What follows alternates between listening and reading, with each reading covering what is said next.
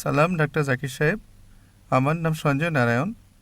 আমি অন্ধ্রপ্রদেশে অ্যামিনিওর কর্নুল ডিস্ট্রিক্ট থেকে এসেছি। আমি গ্র্যাজুয়েশন শেষ করেছি।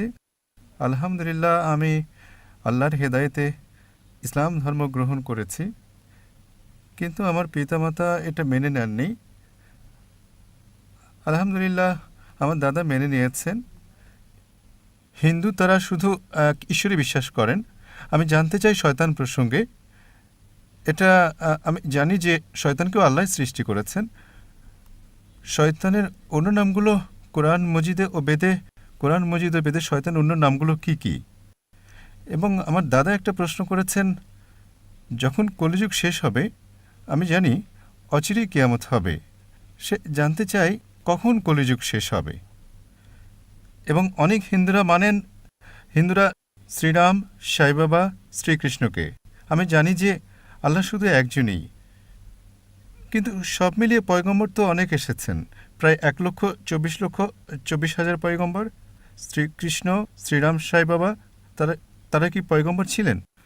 এবং আমার আরেকটি প্রশ্ন হচ্ছে, বর্তমানে কর্নলে এবং চেন্নাইতেও কিছু মানুষ বিশ্বাস করে কালকি পাওয়ান, আমা পাওয়ানকে।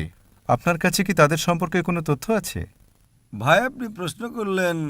আলহামদুলিল্লাহ, ইসলাম কবুল করেছেন। আল্লাহ সুবহানাহু ওয়া তাআলা আপনাকে ভালো রাখুন এবং আপনার চেষ্টাকে কবুল করে নিন। আপনার প্রশ্ন হচ্ছে যে শয়তান আছে, এই শয়তান কি ইসলাম ছাড়া হিন্দু ধর্মেও আছে এবং তার নামগুলো কি? দ্বিতীয় প্রশ্ন হচ্ছে কলিযুগ কি এসে গেছে? তৃতীয় প্রশ্ন, আমরা শ্রীকৃষ্ণ শ্রীরামকে পয়গম্বর ভাবতে পারি কি না? এবং চতুর্থ প্রশ্ন হচ্ছে কল্কি অবতার প্রসঙ্গে। প্রথম প্রশ্ন, শয়তানের নাম কি? শয়তানের যে প্রধান, তার নাম কোরআন মজিদে আছে ইবলিশ। কিন্তু কোরআন মজিদে বলা আছে সূরা নাসে যে যেসব লোক যারা মনের মধ্যে দ্বিধাদ্বন্দ্ব জাগায় নিজেদের মনে এবং তারপর সরে যায়, তারা মানুষের মধ্যেও আছে, জিনের মধ্যেও আছে। শয়তান কোরআন মজিদ অনুযায়ী মানুষের মধ্যেও শয়তান আছে, জিনদের মধ্যেও আছে। মানুষ এবং শয়তান উভয়কেই স্বাধীনতা দেওয়া হয়েছে।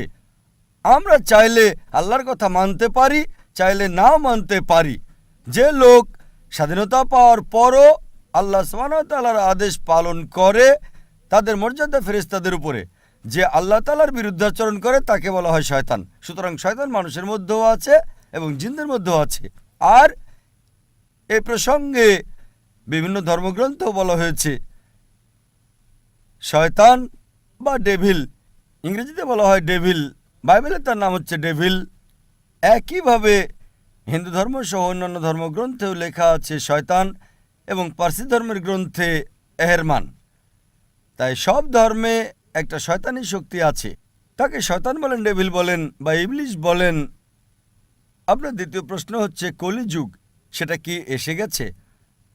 আর তৃতীয় প্রশ্ন যে আমরা শ্রীকৃষ্ণ শ্রীরামকে পয়গম্বর ভাবতে পারি কি না।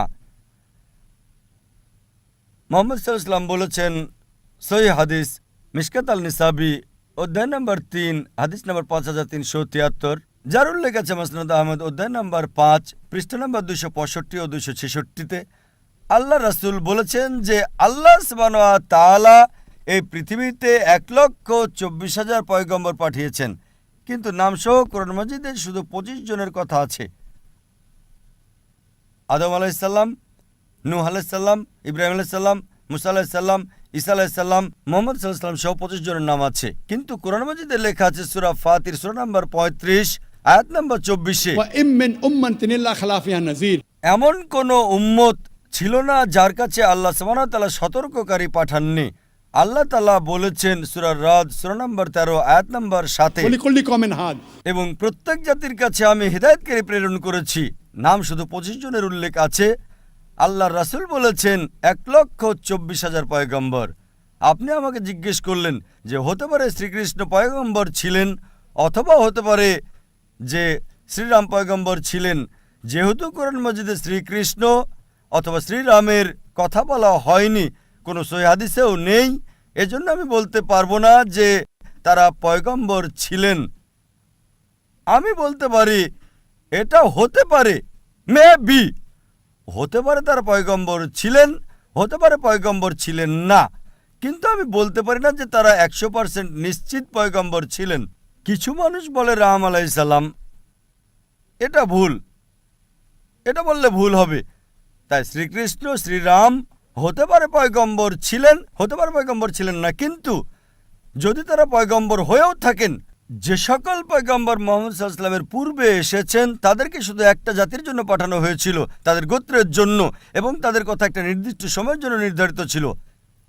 এই জন্য আজ আপনি ইন্ডিয়াতে বসবাস করেন, অথবা আমেরিকায়, অথবা ইউকেতে, অথবা সৌদি আরবে, বর্তমানে শেষ পয়গম্বর যা কোরআনে লেখা আছে সূরা আম্বিয়া সূরা নম্বর 21 আয়াত নম্বর 107-এ, वमा अरसलनाका इल्ला रहमतुल आलमीन, আমি মুহাম্মদ সাল্লাল্লাহু আলাইহি ওয়াসাল্লামকে পাঠিয়েছি কিন্তু শুধু রহমত হিসেবে সমগ্র সৃষ্টির জন্য, সমগ্র মানবজাতির জন্য, সমগ্র পৃথিবীর জন্য।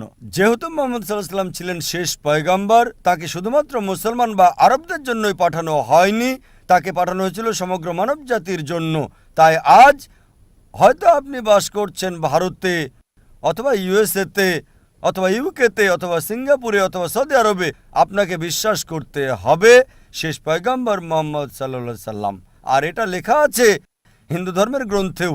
যেমন আপনি বললেন কল্কি অবতার সম্পর্কে, এই বিষয়ে আমি লেকচার দিয়েছিলাম গত শনিবার, এক সপ্তাহ আগে 15 তারিখে। এই মঞ্চে এক সপ্তাহ আগে আমি বলেছিলাম মুহাম্মদ সাল্লাল্লাহু আলাইহি সাল্লামের কথা বিভিন্ন ধর্মের গ্রন্থসমূহে, এবং সেই বক্তব্যে আমি কল্কি অবতারের কথাও বলেছিলাম।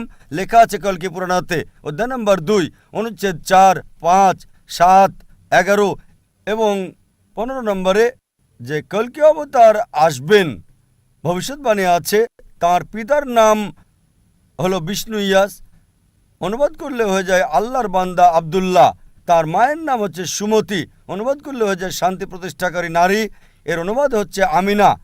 বলা হয়েছে তিনি জন্ম নেবেন সাম্বালাতে, শান্তির স্থান, অনুবাদ হলো মক্কা। তিনি জন্মাবেন সেই সাম্বালার দেশের প্রধানের ঘরে। আমরা জানি মুহাম্মদ সাল্লাল্লাহু আলাইহি ওয়াসাল্লাম কুরাইশ বংশে জন্মগ্রহণ করেছেন। এইভাবে আমি বিস্তারিত বর্ণনা করেছিলাম এক সপ্তাহ আগে।